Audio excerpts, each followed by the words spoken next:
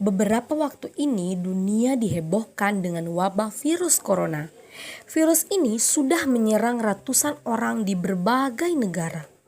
Tiongkok adalah negara yang dianggap sebagai penghasil virus ini, tepatnya di kota Wuhan.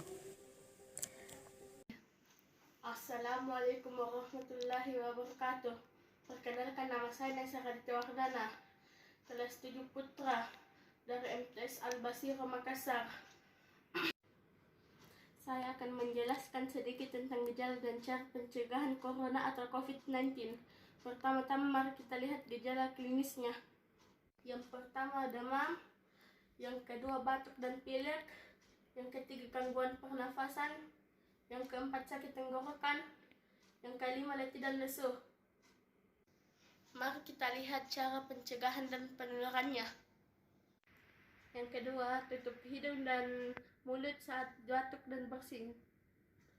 Ketiga, rajin berolahraga untuk meningkatkan imunitas. Yang keempat, beristirahat yang cukup. Yang kelima, menjaga kesehatan dengan memakan buah dan sayur yang bergizi. Yang keenam, selalu berdoa agar selalu dilindungi. Oke teman-teman, sekian dari saya. Please stay at home. Kalau kangen video call aja, jangan bertemu dulu. Wassalamualaikum warahmatullahi wabarakatuh.